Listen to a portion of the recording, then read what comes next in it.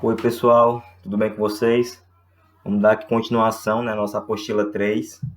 Vamos falar agora sobre sistema respiratório humano, certo? Continuando a nossa aula 10, né? A gente falou na aula passada sobre sistema digestório, foi a parte 1, e aqui vai ser a parte 2, né? Vamos falar sobre sistema respiratório humano. Primeiramente, né, eu queria falar uma curiosidade para vocês. Não sei se a avó de vocês já falou assim, né? Menino, sai da friagem, vai pegar um resfriado, né? Quantas vezes, né, você já não ouviu isso da sua avó ou da sua mãe, né? Falando sobre isso, só que isso não é verdade, gente. Isso é lenda urbana, certo? Na verdade, não existe causa e efeito da relação de ser exposto ao frio, né, e com isso contrair gripe ou contrair resfriado, certo? Cientistas fizeram uma pesquisa muito interessante, né? Eles fizeram o quê? Qual foi essa pesquisa? Eles pegaram um grupo de pessoas, né? Colocaram essas pessoas expostas ao vírus da gripe. E depois, metade do grupo foi colocado num frio danado. E a outra metade, né? Foi colocado num local que não tinha frio, certo? E ambas ficaram gripadas, certo? Independentemente da condição análoga, certo? Eu fico sempre mais gripado no frio. Por quê? Né? Porque a gente fica gripado mais no frio? Porque a gente tem a brilhante ideia de fechar as janelas, fechar as portas, né? Com várias pessoas, né, dentro da nossa casa. E aí fica aquela aglomeração, né? Essa é uma palavra tão comum agora nos dias atuais. Então, como essa aglomeração dentro da casa da gente, aí vai ficar mais fácil, né, da gente contrair um vírus que é transmitido pelas vias respiratórias, né? Por isso que uma das recomendações para a prevenção, né, do coronavírus é evitar essas aglomerações, né? Pela facilidade da transmissão de vírus pelas vias respiratórias, certo? Beleza, mas afinal como é que funciona, né, os nossos processos respiratórios, as nossas vias respiratórias, né, que são atacadas por esses vírus aí, que sempre ficam prejudicando o nosso dia a dia?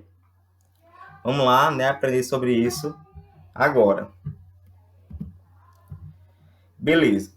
Respirar, basicamente é o que? É fazer trocas gasosas com o ambiente externo, ou seja, capturar o oxigênio atmosférico e eliminar o CO2 que está sendo produzido no nosso corpo devido aos nossos processos metabólicos. Os órgãos que são responsáveis por essa façanha dos mamíferos, né, a gente, né, seres humanos, né, que a gente também é mamífero, a gente vai ver agora. Certo, nosso sistema respiratório, né, começando aqui, ó, a gente vai ter as cavidades nasais, né, aqui, ó, fossas nasais, né, que você também vai ter a entrada de ar, né, pela boca, né, tanto de ar pelas fossas nasais ou cavidades nasais, ou pela boca. E aí você vai ter também aqui a faringe, certo? Depois da faringe, o ar vai para a laringe, ó, faringe, depois laringe, certo? E vai vir aqui para a traqueia, né? Que vai se bifurcar em dois, ó, traqueia vai se bifurcar em dois brônquios, certo? Que depois vão se ramificar em bronquíolos, né? Aí nós temos aqui também, ó, o diafragma, certo? Que é o músculo responsável pela respiração, né? Para ajudar os movimentos respiratórios.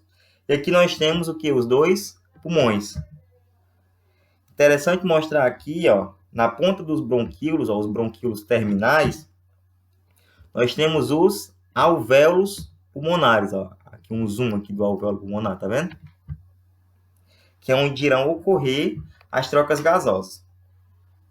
Vamos começar, né, com as fossas nasais, certo? As fossas nasais, elas servem basicamente, primeiro, se você pegar ali o seu nariz, ele vai estar cheio de pelos, né? Esses pelos, a função deles é qual? É fazer a filtração do ar que você está inspirando. E olha só, depois, né, essas partículas que ficam presas nesses pelos, elas são capturadas por um muco, né, que é secretado pelo tecido epitelial que nós temos nas cavidades nasais. Esse muco depois ele endurece e fica muito mais fácil de eliminá-los. Sim, eu estou falando de quê? Da meleca, né? Beleza. E depois, as cavidades nasais, elas também fazem o quê? a regulação da nossa temperatura. Da nossa temperatura, não. A regulação da temperatura, não nossa, né? Desculpe. Do ar que você está inspirando. Certo? E se esse ar ele estiver muito frio, ele vai ter que ser aquecido, né, para facilitar as trocas gasosas nos nossos alvéolos pulmonares. E se estiver mais quente, né, muito mais quente, ele tem que ser um pouco resfriado, né, para estar naquela temperatura legal, para que possa acontecer as trocas gasosas. Aqui nas nossas cavidades nasais, né, nas nossas fossas nasais, nós também temos receptores de odor, né, então o tempo todo eles estão funcionando, e também receptores de impurezas, que podem fazer mal para a gente, como, por exemplo, um vírus, né, como, por exemplo, uma bactéria. Quando esse vírus ou essa bactéria ele é detectado, muitas vezes o que acontece? As cavidades nasais, elas se fecham, né, e daí você fica com o nariz entupido, né? Então, o nariz entupido, ele é uma estratégia de defesa para impedir que algum agente, né, infeccioso, algum micro-organismo, possa causar algum problema, né, que ele nos faça mal. Só que tem uma coisa muito bacana. Quando seu nariz fica entupido, o que é que você faz? Você tem a maravilhosa ideia de respirar pela boca. E não adianta de nada, né? Certo. Passando pelas cavidades nasais, o ar ele vai para a faringe. Lembre-se que a gente comentou na aula passada que a faringe ela vai fazer a divisão entre o sistema respiratório e o sistema digestório. Certo? Então, na hora que você está inspirando, o que é que vai acontecer? O ar ele vai ser levado, né, para os seus pulmões, né, e vai entrar nas suas vias respiratórias, né? Não dá para ir para o teu estômago, né? Porque se ele for para o teu estômago, você vai voltar esse ar fazendo o quê? Arrotando. E claro, né, quando a comida, e claro que a comida ela não pode ir para o seu pulmão também. Então, a faringe ela vai fazer esse desvio de caminho, né? Então, às vezes, né, você guloso, coloca uma bitola de carne, né, grandona na tua boca, e ela acaba ficando na tua faringe. E aí você vai ficar o quê? Você vai ficar engasgado, né? E, gente, pelo amor de Deus, jamais, em hipótese alguma, dê tapa nas costas, pelo seguinte motivo, né? Quando uma pessoa está engasgada lá, né, o teu amigo está engasgado, você vê ele roxo, né, igual um repolho, você vai ficar liberando o quê? Adrenalina. E a adrenalina ela te dá uma força do cão, né? E você não percebe isso, né? Quando você vai ver, né? Senão, você vai ver que a pessoa está engasgada, você vai lá e larga a mãozada nas costas. E vai lá, né? E acaba com o cara, né? Então, assim, não dê tapa nas costas do seu amigo quando ele estiver se engasgando, certo? E daí, o que é que eu faço então, se eu não posso dar tapa nas costas do amigo? Eu vou ter que fazer uma pergunta assim, muito, óbvia, tipo assim, besta, óbvio, nem óbvia, é uma coisa besta. Tipo assim, você tem que perguntar, né, uma coisa para a pessoa, certo? Você vai perguntar se a pessoa, ela consegue falar, e se ela conseguir falar, beleza. Significa que o ar está passando, né, então ela não vai morrer, certo? Tranquilamente ela vai lá tossir e vai se livrar do alimento que está obstruindo ali, né? Uma moeda, um alimento, sei lá o que for, que ela tiver botado na boca. Agora, se você vai perguntar para a pessoa se ela está engasgada, você pergunta, a pessoa não consegue falar, né? A pessoa fica só, né? Você não consegue falar de jeito nenhum, é por quê? Porque não passa ar ali, né? E daí você vai fazer o quê? Usar a manobra de Heimlich. Aí. Então, primeiramente, né, você pede para os populares que estiverem ali saírem do lado, né? Porque, é claro, as pessoas, elas às vezes querem ajudar, mas elas não sabem o que fazer, né? Elas ficam ali se amontoando, tudo.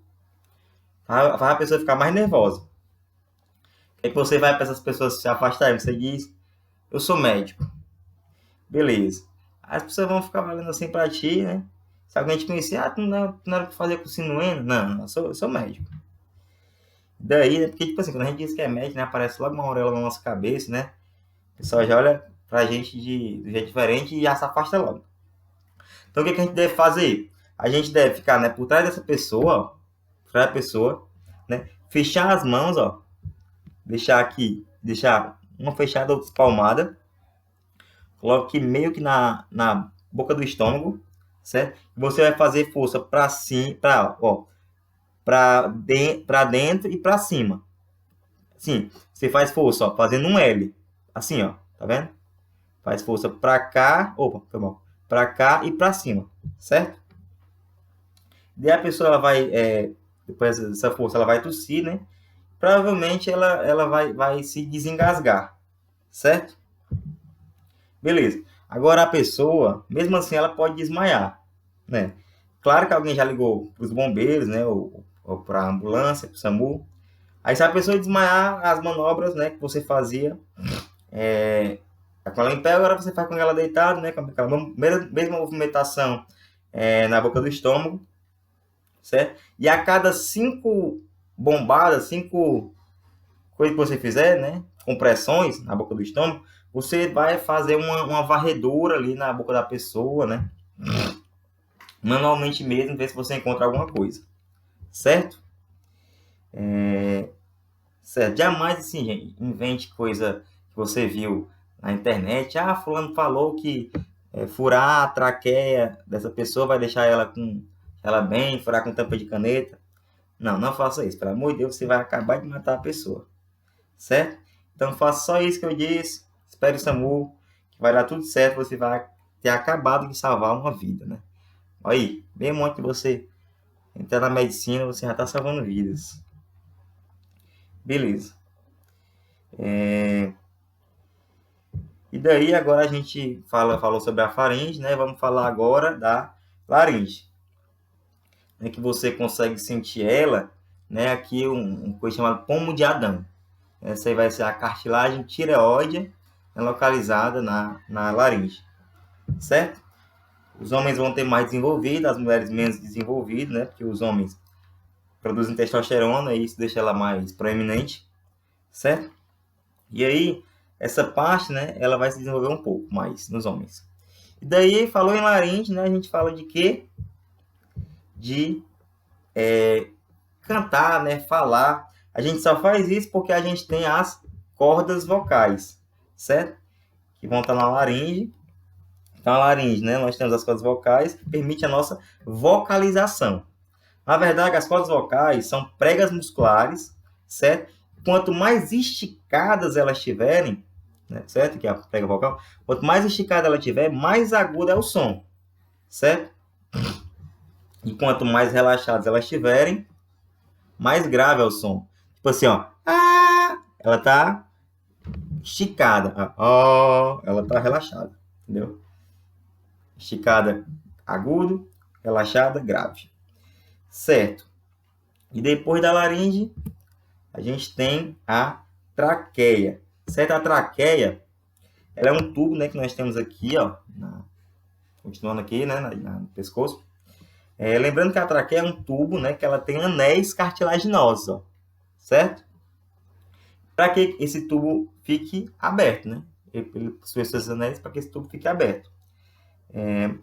Mais ou menos como aquele tubo de aspirador de pó, não sei se vocês já viram, não é aquele canudinho do Nescau, né, que você fica dobrando ele, né, para beber o líquido, né? Então aqueles anéis, né, são justamente para evitar, né, que o tubo se feche. Então é o seguinte, se você não tivesse esses anéis aqui, ó, esses anéis cartilaginosos, na hora que você dobrasse o pescoço, né, você não conseguiria respirar, né? Então na verdade esses anéis permitem que, independentemente do movimento que você faça com o pescoço, esses anéis eles não irão deixar o tubo fechar, e aí o ar fica passando numa boa, né? Passagem de ar, função da traqueia. Os anéis cartilaginosos. Depois da traqueia, a gente tem o quê? Vai se dividir. Depois eu falo isso aqui. Ela vai se dividir em 2 novos tubos, ó. São os brônquios, certo? Que vão se reunir e ficar em vários outros tubos menores, que são os bronquíolos. Beleza. Tanto traqueia quanto brônquios e bronquíolos, né, tem como função, né, como eu já disse, passagem de ar. Além disso, se você reparar, eles formam, na verdade, uma árvore, certo? Uma árvore invertida, né? Começa com a traqueia, que é aqui o tronco da árvore, como se fosse, né? E tem a primeira ramificação, que são os brônquios, e as ramificaçõezinhas, ó, que são os bronquíolos, né? Um detalhe importante, nesses tubos nós temos cílios, que também vão auxiliar na filtração do ar que você está inspirando. O tecido epitelial dessa região toda, ele começa a produzir muco, que nesse caso é o catarro, né? Quando esse catarro é produzido, ele vem aqui para cima, aí vindo aqui para cima, e ou você cospe, né? Ou você engole ele. Certo? Daí o estômago vai ter aquele ácido clorídrico, né? Que vai detonar as bactérias que tem nesse catarro, né? As bactérias e outros patógenos, outros micro-organismos. Certo. Algumas doenças respiratórias aí que eu vim para cá fazem com que os brônquios e os bronquíolos fiquem mais contraídos, ó. Certo? Fiquem mais contraídos. É o caso da asma e da bronquite. Certo? Além de elas causarem a contração de brônquios e bronquíolos, elas aumentam muito a produção de muco nessa região, e aí é claro que a consequência disso é a falta de ar. Tanto a asma quanto a bronquite, elas são processos inflamatórios, tá bom? E qual é a diferença, né, entre as duas? A diferença é que a asma ela não é contínua, ou seja, a pessoa tem crises de asma, né? Que logo a pessoa usa aquela bombinha, né, a crise passa. Beleza? Já a bronquite ela é mais crônica, a pessoa fica com bronquite por, sei lá, 2, 3 meses consecutivos. Certo? Então, essa é uma bela diferença para você saber, né, o que é asma e o que é bronquite. E aí, finalmente, o ar vai chegar dentro dos pulmões, ó, nos alvéolos pulmonares. Né? Só para você ter uma ideia, os nossos pulmões, eles possuem mais ou menos 300 milhões de alvéolos pulmonares. 300 milhões. E são nessas regiões que irá acontecer as trocas gasosas. Ou seja, o ar, né, ele está chegando aqui, ele vai jogar o oxigênio no nosso sangue e vai capturar o CO2, né, para que a gente expire. Né? Detalhe importante. Esse processo ele tem um nome, né? Essa troca gasosa, nós chamamos de hematose, tá bom? Dá uma olhada aqui, ó, como é que ela vai acontecer. Beleza, aqui nós temos aqui, ó, vários alvéolos, né? Cada bolinha dessa aqui é um alvéolo. E aqui nós temos os vasos sanguíneos, né? Que estão trazendo o sangue venoso e levando o sangue arterial. Ou seja, estão trazendo o sangue rico em CO2, que é o sangue venoso. Esse sangue está tomando tipo um banho, certo? Está sendo limpo. Esse CO2 é retirado do sangue e coloca-se bastante oxigênio, né? E a partir daí esse sangue passa a ser chamado de sangue arterial. Vai ser distribuído, né, pelo teu corpo, certo? Interessante salientar aqui que o sangue venoso ele chega nos pulmões através da artéria pulmonar e ele sai dos pulmões através da veia pulmonar, certo? Então lembre-se, todo sangue arterial passa numa artéria? Falso. Todo sangue venoso passa numa veia? Falso. Isso é questão de prova. Nesse caso aqui, o sangue venoso vem na artéria pulmonar e o sangue arterial sai pela veia pulmonar. Certo? Sabendo disso, bora ver o que acontece em um alvéolo só. Então, eu peguei aqui só um alvéolo. Beleza? E daí, grudadinho neles aqui, a gente tem um capilar sanguíneo. Certo? Aí aqui a gente vê o que? Nesse capilar a gente tem um sangue rico em CO2, ó, sangue venoso. Né? Como o CO2 que está chegando aqui está em maior quantidade no sangue do que dentro do alvéolo, esse, né, passa para dentro do alvéolo, certo?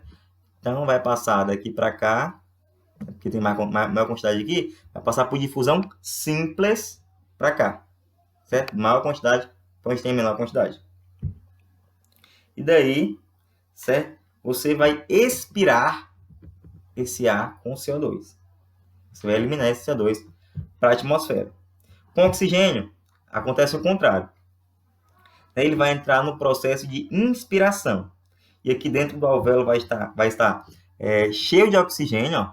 Você inspirou, vem para cá. Né? E vai passar por difusão, né, onde tem maior quantidade, onde tem menor quantidade. Vai virar o que? Ó? Sangue arterial. Certo? Vai se ligar à hemoglobina. Certo? Das hemácias. Nas hemácias a gente tem uma proteína, que é a hemoglobina. Tá bom? originando, né, o sangue arterial. Ele vai ser distribuído, né, para todo o corpo da gente. Importante a gente falar aqui que os alvéolos pulmonares, eles não têm cílios, certo? Para fazer aquela filtração do ar que está chegando. Por sua vez, nós temos um conjunto de glóbulos brancos que ficam naquela região só monitorando ali a entrada de micro-organismos. Então, se entrar alguma coisa ruim, né, rapidamente essas células vêm, né, e conseguem fazer as defesas, certo? Às vezes, claro que essas defesas elas falham, né? Por exemplo, pessoas que trabalham em minas de carvão, né, por inalarem muita poeira, desenvolvem uma doença respiratória chamada de silicose. Isso aqui, ó, que consiste na destruição dos alvéolos pulmonares. Olha isso aqui, a diferença de um pulmão normal para um pulmão com silicose. Certo? E, consequentemente, né, já destruiu os alvéolos, vai causar a morte do indivíduo, né? Aqui, como eu falei, né? Olha como é que fica. Totalmente. Então, aqueles mineradores, né, eles sofrem muito com isso. São os que mais sofrem. Daí, vamos falar agora dos pulmões, né? Olha isso aqui, gente. Aqui é um pulmão saudável, certo? E aqui é um pulmão de quê? De gente que fuma. Olha o perigo, véio, de fumar. Só traz coisa ruim. Olha como é que fica. Pretão, pretão. Foda, né? Então, só pra gente saber, a gente tem 2 pulmões, né? E a função desses pulmões é permitir que as trocas gasosas aconteçam, porque no pulmão, que os alvéolos vão entrar em contato com os capilares sanguíneos, certo? Então, o pulmão, ele permite esse encontro dos capilares sanguíneos com os alvéolos pulmonares, né? Para que possam ocorrer as trocas gasosas. Só um detalhe aqui importante, o pulmão direito, ele é maior que o esquerdo, certo? Por causa de quê? Por causa do coração. Aqui não. Aqui no lado esquerdo, só mostrar para vocês. Pronto. O pulmão direito é esse aqui. Esse aqui é o esquerdo. Ele é maior que esse, né? Certo. Aqui no lado esquerdo, ó, bom, ele é centralizado, coração, né? Mas a parte esquerda do coração, ó, que é o ápice do coração, ele é mais desenvolvido, né? Ele dá uma deslocada para cá, ó. Então, o pulmãozinho aqui, né, ele fica um pouquinho menor, né, para que os processos possam ocorrer, os processos fisiológicos possam acontecer tranquilamente. E a gente tem subdivisões nos pulmões, né, que nós chamamos de lobos, certo? Então, o pulmão direito ele vai ter 3 lobos e o pulmão esquerdo ele vai ter 2 lobos, certo? E a gente tem também uma membrana que reveste esses pulmões, né? Que envolve esses pulmões, que é chamada pleura, né? E é muito interessante saber que quanto mais velhos nós vamos ficando, menos elástico o pulmão vai se tornando, né? E o que acontece? Quando a gente inspira, nós não conseguimos mais mandar todo o ar para fora, né? E aí os nossos alvéolos, eles acabam ficando com o ar residual, né? Cheio de CO2, o que vai progressivamente reduzindo a nossa vitalidade. Certo?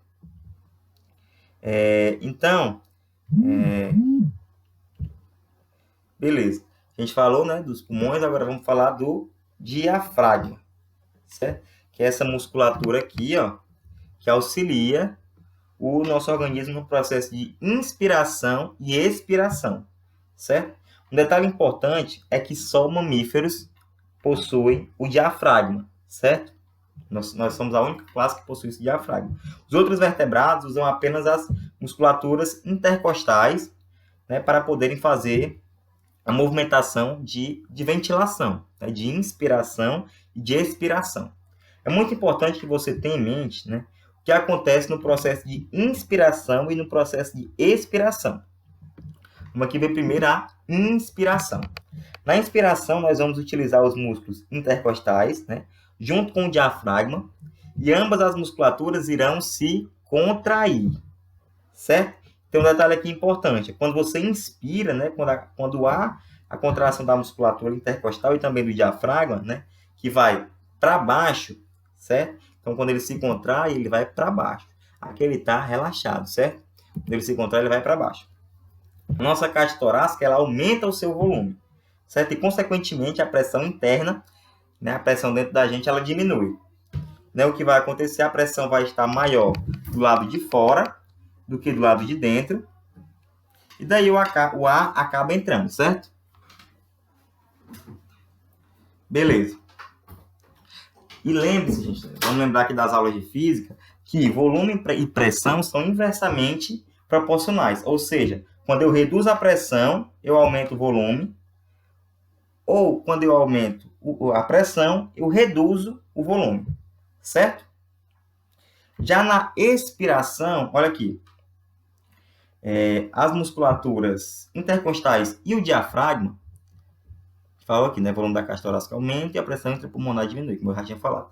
Na expiração, os músculos intercostais e o diafragma, eles vão relaxar. É o oposto, certo? Tudo é o oposto. Então, beleza. Essas musculaturas, né, elas relaxam e o que é que vai acontecer? O volume interno da caixa torácica ele vai diminuir, certo? Consequentemente, a pressão dentro do meu tórax aumenta e ela fica maior que a pressão do lado de fora, né? Por isso que o ar ele acaba saindo, certo? Então, eu tenho meu pulmão cheio de ar, né? Quando eu reduzo o volume, eu aumento a pressão e daí, né, o ar vai sair. Por isso que quando uma pessoa está ferida à faca, né, na região torácica, dá muito problema. Claro, né, ferimento à faca dá problema de qualquer lugar, né? Mas o problema aqui é o seguinte: se você faz um furo na região torácica, vai começar a entrar ar, né? E aí essa diferença de pressão, ela começa a ficar comprometida. Eu não consigo fazer com eficiência que a pressão interna, primeiramente, fique menor, para que o ar possa entrar, certo? Porque o ar ele vai procurar um ambiente de menor pressão. Para eu inspirar, eu tenho que ter a minha pressão interna menor para o ar entrar, certo? Eu também não vou conseguir fazer o contrário, né? Que é aumentar a minha pressão interna para que o ar possa sair na expiração. Exatamente por essa entrada de ar que não estava nos planos do nosso organismo, né? E aí, claro que a pessoa acaba ficando com falta de ar, e se não for atendida, né? Acaba indo a óbito, né? Por isso, né, quando uma pessoa estiver com ferimento à faca, né, a primeira coisa que você deve fazer é o que? É tampar o buraco, né? Tampa com a mão, tampa com o dedo, seja lá o que for, tampa aquele buraco, certo? Porque aí daí o ar não vai entrar mais por esse buraco, e essa diferença de pressão do meio externo e interno, ela vai ficar numa boa e a pessoa vai conseguir respirar, tá bom? Relativamente normal, né?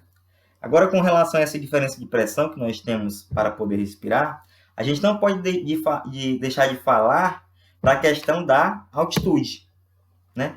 Porque isso é muito cobrado nas provas. Primeiramente, né, sabe que quanto mais alto nós estamos, menos oxigênio existe na atmosfera. O ar fica rarefeito. Você já viu essa nomenclatura? Né? Então, o ar fica rarefeito porque tem pouco oxigênio lá. Isso já é um problema. O outro problema é que quanto mais alto a gente sobe, menor a pressão, né? A pressão no nível do mar, né, onde a gente está, é maior do que lá em cima do Monte Everest, por exemplo, aqui o Monte Everest. E claro que o processo respiratório, né, essa diferença de pressão para que eu possa respirar, ela vai ficar comprometida, né? Além de você prejudicar essa questão da pressão, né, porque menos pressão vai prejudicar a entrada e a saída de ar, e ainda tem menos oxigênio, que faz com que você tenha o quê? Um déficit de oxigenação, né? Um déficit de oxigenação muito grande. Tanto é que a maioria das pessoas, quando está escalando o Everest, né, elas precisam de uma bomba de oxigênio, né, para poder suprir esse problema. E claro, né, que uma estratégia que o corpo arrumou para esse problema é a produção de mais glóbulos vermelhos, né, que estão envolvidos no processo de transporte de oxigênio. É por isso, né, que o queniano, né, aquelas corridas de São Silvestre, ele não ganha aquilo ali aqui no Brasil porque ele treina lá, fugindo de leão na África, não. É porque ele treina na altitude. Então, o cara, o que? Ele tem muito mais glóbulos vermelhos, né? E aí, quando ele desce aqui pro Brasil, né, nível do mar, esse cara, né, vira uma máquina mesmo. Ele tem mais oxigênio, porque tem mais glóbulos vermelhos. A pressão é maior, então vai facilitar a entrada do ar no pulmão. E o cara vira um foguete em forma de ser humano. Já era. Aqui, a atmosfera terrestre, ela possui 21% de oxigênio, certo? Oxigênio molecular, o O2. A maior parte desse oxigênio é transportada pelos nossos glóbulos vermelhos, pelas hemácias, né? por uma proteína que nós chamamos de hemoglobina, né? Então, o oxigênio ele vai se ligar à hemoglobina das hemácias para ser transportado. Agora, uma pequena parte do oxigênio, ela também é transportada no plasma sanguíneo, mas bem pequena, né? A maior parte é transportada pelas hemácias, né, na proteína hemoglobina. Só um detalhe importante aqui, ó. Se nós não tivéssemos os glóbulos vermelhos, né, se nós não tivéssemos hemácias, só para você ter uma ideia, hoje, né, por minuto, o nosso coração ele precisa bombear 12,5 litros de sangue, certo? Quando a pessoa está em repouso.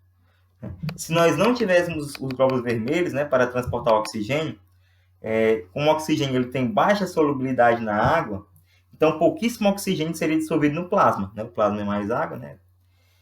Para ser distribuído pelo nosso corpo. Consequentemente, o coração teria que bombear muito mais sangue, nesse caso hipotético, sem hemácias do que com hemácias. Sabe quanto? 555 litros por minuto.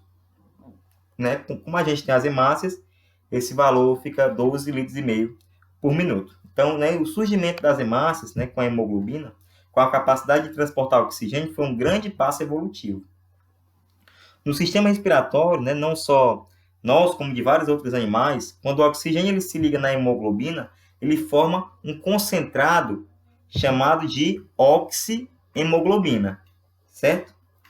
É quando ele vai fazer uma ligação, né, e ele tem uma ligação instável, né, justamente para permitir o quê? Que a saída de oxigênio, né, para que ele se desligue facilmente da hemoglobina e possa entrar nas nossas células, né, para que possa acontecer a respiração celular, lá nas mitocôndrias, né, como você já aprendeu em bioquímica. Só lembrando que o processo de respiração celular ele não acontece todo na mitocôndria, ele acontece, a glicólise vai acontecer no citoplasma ainda da célula, e o ciclo de Krebs e a fosforilação oxidativa acontecem dentro da mitocôndria. Certo? Como é que ele é transportado no nosso sangue, né? O CO2 agora. Beleza, o transporte do CO2 é uma das maravilhas da biologia, né? Que é cheio de mandinga. Para que isso possa acontecer, ao contrário do oxigênio, né? Pouquíssimo oxigênio é transportado pouquíssimo CO2, desculpe, gás carbônico, é transportado pela hemoglobina, né? Quando o CO2 ele se liga à hemoglobina, forma uma estrutura que a gente chama de carbohemoglobina. É transportado em menor proporção, certo? Mas a maior parte desse CO2 é transportado na forma de bicarbonato, né? Íons bicarbonato no plasma sanguíneo. Então, olha que interessante. O oxigênio, a maior parte do transporte é pela hemácia, né? Uma pequena parte pelo plasma. Já o CO2 é o contrário. A maior parte no plasma, né, na forma de íon bicarbonato, e uma pequeníssima parte através das hemácias com a ligação na hemoglobina. Agora, né, você que vai tentar ir um vestibular mais cruel, né? Vai fazer Enem, vai tentar outro vestibular, né? Vamos aumentar aí o teu nível, certo? Então é interessante que você saiba como é que ocorre a transformação do CO2 em íon bicarbonato, né? Para que ele possa ser transportado pelo plasma, né? Mas por que, né? De que transformariam? Para que vai acontecer isso aí, né? Porque o íon ele tem uma maior solubilidade na água e é muito mais fácil de transportar, certo? Muito mais fácil de transportar ele pelo plasma sanguíneo, certo? Pelo plasma sanguíneo. Então vamos ver como é que isso acontece. Não é um processo tão difícil. Vamos ver aqui direitinho. Primeiro a gente vai entender essa imagem aqui, certo? Aqui nós temos um tecido do nosso corpo, certo? Qualquer tecido que você tem dentro do seu corpo. E aqui nós temos um capilar sanguíneo. Beleza? Então, o CO2 que é produzido pelos processos metabólicos aqui dentro da célula, respiração celular, ele precisa ser eliminado. Ele sai da célula e é jogado no plasma sanguíneo. Certo? Para esse CO2 chegar no plasma sanguíneo, né, aproximadamente 5% desse CO2 vai ficar com o CO2 no plasma. Então, 5% fica no plasma. Né? Ele não vai sofrer transformação nenhuma, certo? Outros 20%, né, desse CO2 que entrou aqui irão se ligar à hemoglobina nas hemácias, né, formando a carbohemoglobina, e 70% olha só, 70% do CO2 que está caindo aqui no plasma, certo? Ele vai entrar na hemácia e acontece uma coisa muito bacana dentro dessa hemácia aqui, ó. O CO2 ele vai se combinar com a molécula de água, certo? Ó, CO2 com água. Ele vai formar o ácido carbônico, ó, H2CO3, né? Graças a uma enzima, né, chamada anidrase carbônica. Anidrase carbônica. E daí, certo? Daí a anidrase carbônica, ela vai fazer, depois desse íon bicarbonato, né? Ele vai se dissociar, foi mal. Depois esse ácido carbônico, ele vai se dissociar em H+, né, o próton, e bicarbonato. Aqui. Esse bicarbonato ele vai ser jogado no plasma, né, onde ele será transportado, né? E daí ele vai chegar no pulmão. Beleza. Transport to lungs, throat, venous circulation. Né, ele vai para o pulmão através da circulação venosa. Beleza. Daí ele vai ter que se retransformar em CO2. Certo? Ó, vai de CO2 para bicarbonato, 70%. Vai de bicarbonato para CO2. E aí? Olha que bacana. A hemácia ela vai se ligar, né, a uns hidrogênios, né? E aí e formar novamente o ácido carbônico. Né? Bicarbonato aqui na hemácia ele vai se ligar H+, formando ácido carbônico. Esse ácido carbônico agora ele vai se dissociar em água e CO2. Fazer o processo inverso, tá vendo? Ele vai sair da hemácia, né? Passar para dentro dos alvéolos pulmonares. Daí ele vai ser eliminado, né, pelo processo de expiração. E aí acontece aquele jeito que a gente conhece. Agora um detalhe importante, né, que quanto mais mais CO2 estiver sendo eliminado dos tecidos, né, devido a uma alta taxa metabólica, o que vai acontecer é que eu vou produzir bastante hidrogênio, né? Quanto mais CO2 da metabolização, mais hidrogênio eu vou produzir. E daí, esse hidrogênio vai cair no plasma sanguíneo, deixando esse plasma ácido, né? Um efeito que a gente chama de efeito Bohr. Né? E essa mudança do pH no nosso sangue é que vai modelar quase todo o nosso processo respiratório, né? Para que a gente possa eliminar esse CO2 com mais eficiência. Assim, quanto maior a produção de CO2 pelo nosso organismo, né? E claro que isso acontece quando a nossa atividade metabólica está acelerada, né? Por exemplo, quando você está fazendo alguma atividade física, aumenta muito a produção de CO2 e automaticamente você vai liberar mais hidrogênio no sangue, né? Vai deixar o sangue cada vez mais ácido. E o bulbo, certo? Que fica aqui atrás do nosso tronco encefálico, a gente vai ver isso na aula do sistema nervoso, certo? Ele tem receptores justamente para detectar esse aumento da acidez. Então, toda vez que aumenta a acidez, significa que tem muito CO2. Então, o bulbo ele vai mandar um sinal através de ramificações nervosas, né, para a nossa musculatura intercostal e para o diafragma, para que o processo de inspiração e expiração sejam mais rápidos, né? Para que a gente possa eliminar rapidamente esse CO2. Então, a gente vai lá, né? Tô cansado, tô morrendo, quase morrendo. Conforme a gente vai respirando e eliminando esse CO2, né? E, claro, reduzindo a produção dele dentro do nosso corpo, né? Por exemplo, vamos aqui. A gente está lá correndo, né? Tá fazendo uma corrida. A gente senta, que para correr aí senta, né? Aí ou continua a andar lentamente. A gente vai continuar ofegante, né? A gente vai eliminar esse excesso de CO2. Consequentemente, a acidez do sangue ela vai diminuindo. O bulbo percebe isso e ele reduz o seu ritmo respiratório, né? Beleza. A ligação do CO2 com a hemácia também é uma ligação instável, certo? É fácil de se desfazer, justamente para facilitar o processo, né? Esse processo fisiológico aqui nos alvéolos pulmonares e nos tecidos do nosso corpo. Agora, existe um cara que é da pesada. É esse aqui, ó, monóxido de carbono. O CO, né? Ele é eliminado na atmosfera pela queima, por exemplo, de combustíveis fósseis, né, dos motores dos carros, combustão incompleta. Né? O que acontece? O monóxido de carbono ele faz uma ligação muito estável, certo? Com a hemoglobina da hemácia. Isso significa que para ele se soltar da hemoglobina é muito difícil. E aí, claro, né, ele vai se ligar, né? vai ficar com uma concentração muito alta, né, de monóxido de carbono, que ele vai ficar ligado, né?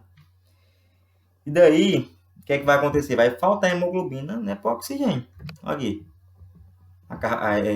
Ele ligado com a hemoglobina, esse azulzinho aqui. Vai faltar hemoglobina para se ligar com o oxigênio, né? E daí a pessoa vai morrer asfixiada, né? Vai dando uma tontura, né? E a pessoa, infelizmente, vai a óbito.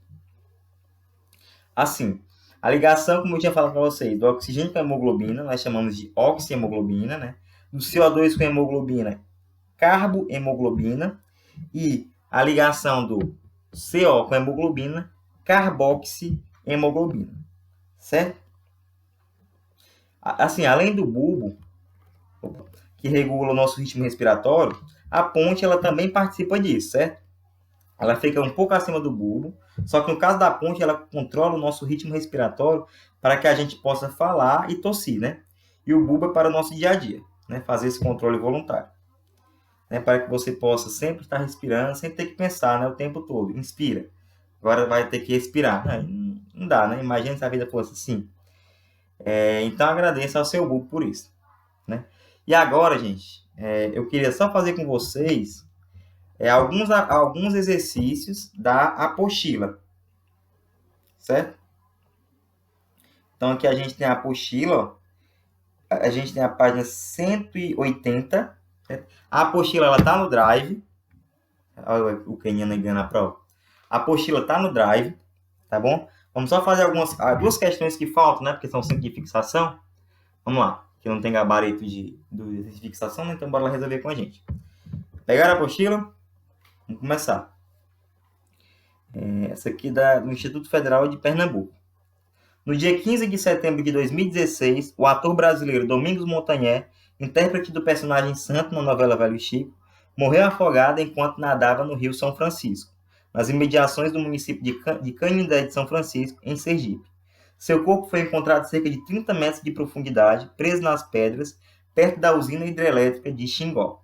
Ao saber do fato, um telespectador poderá fazer as seguintes afirmações. Primeira, o afogamento é uma forma de asfixia pela substituição do ar atmosférico por água ou outro líquido, que pode resultar em uma parada cardiorrespiratória. Tá certo, né, gente? O afogamento ele também pode ser uma asfixia, né? Substituição do ar. O afogamento sem ser com água, né? Por água ou outro líquido. E pode resultar numa parada cardiorrespiratória. O coração e o pulmão podem parar de funcionar. Tá certo. Então a gente elimina A, B e D, né? Fica C ou E. Na C, 1, 2 e 5. Na E, 1, 2, 3 e 5. Então, o nosso A3 que vai dizer se vai ser A, C ou A, E. O A2, a 2 está verdadeira também, né? Se as funções respiratórias não forem restabelecidas dentro de 3 a 4 minutos, as atividades cerebrais cessarão totalmente, causando a morte. Verdade também. Perigoso, né, gente? Tem a brincadeira aí que estava rolando um tempo desse, que era a pessoa parar a respiração, né, de uma vez, ficar um bom tempo, né? Não façam isso, gente, isso é perigoso, certo? Vamos continuar aqui. 3. A respiração pulmonar é o processo de trocas gasosas entre o ar atmosférico e o sangue que ocorre nos pulmões. Sim, né? É a hematose o nome disso. Então, a 3 está certo também. A 6 sabemos que é a E, né? Vamos para a 4. A 4 está falsa. Todas as células do corpo humano executam a respiração celular que ocorre no interior das mitocôndrias. Não toda ela ocorre nas mitocôndrias. Uma parte ocorre na citoplasma mesmo da célula. Certo? E a 5, os produtos da respiração celular são água e gás carbônico. Sim. A água formada é reutilizada pelas células, né? A anidrase carbônica vai quebrar lá, né? O H2CO3, formar água e gás carbônico. A água vai ser utilizada pelas células e o gás carbônico é eliminado do corpo, né? Vai para os alvéolos para ser eliminado.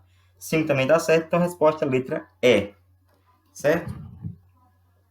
Vamos para a segunda questão, que é a última de fixação, porque a gente fez as outras 3 na aula de sistema digestório.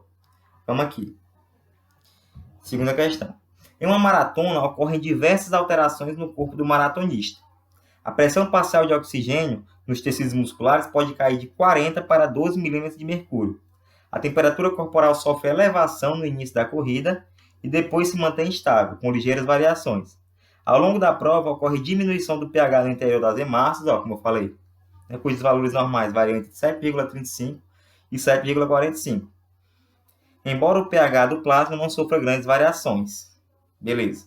O gráfico experimental representa o efeito da temperatura corporal humana sobre a porcentagem de saturação da hemoglobina com O2. Aí nós temos aí o gráfico, né? Nós temos duas perguntas, né? Uma questão dissertativa. Letra A. Por que ocorre elevação da temperatura corporal durante a maratona? Qual o efeito dessa elevação sobre a oferta de O2 para os tecidos musculares? Qual a resposta disso aqui? Gente, a elevação, né, ela vai ocorrer em consequência de três coisas. Da maior atividade muscular, certo? Com aumento da taxa de respiração celular e maior liberação de calor, né? Então, vai acontecer o quê? A maior atividade muscular, né, com isso, vai aumentar a taxa de respiração celular e a maior liberação de calor. A elevação da temperatura ela vai provocar uma redução da afinidade da hemoglobina pelo O2. E essa redução de afinidade ela vai possibilitar uma maior liberação desse gás para os tecidos. Justamente por isso é uma ligação instável, né? Para justamente acontecer essa liberação para os tecidos, certo? B. O que provoca a redução de pH no interior das hemácias? Porque apesar dessa redução, o pH sanguíneo não diminui a ponto de se tornar ácido. Beleza. A gente responde com isso aqui, ó. O aumento de CO2, certo? Da respiração celular, ela vai provocar no interior das hemácias a reação CO2 mais água, formando o H2CO3 pela anidrase carbônica. Esse H2CO3, você vai ver na parte de química, ele é um ácido fraco. Então, ele vai facilmente, né, se ionizar, né, formar íons. Vai formar o bicarbonato e o próton, H+, certo? O H+, ele permanece no interior dessas células, né, reduzindo o pH, né? E o bicarbonato, HCl3-, ele vai se difundir para o plasma, gerando, né, o efeito tampão, né, que mantém o pH. Por isso, né, o pH fica ali entre 7,35 e 7,45. Né? Esse pH não muda devido a esse sistema tampão, né, que não deixa ter grandes variações de pH. Gente, já deu muito tempo aqui. Eu agradeço mais uma oportunidade, né, de estar dando aula para vocês. A gente finalizou a aula 10, certo? Isso aqui é a parte 2. E na próxima semana a gente vai ver, né, a aula 11, que também são 2 temas, a gente vai dividir novamente em 2 partes, que é sistema circulatório humano e sistema excretor humano, tá bom? Então, fiquem com Deus, né, se protejam seus familiares, e até a próxima semana. Bons estudos. Qualquer dúvida, podem me procurar e até a próxima semana. Valeu!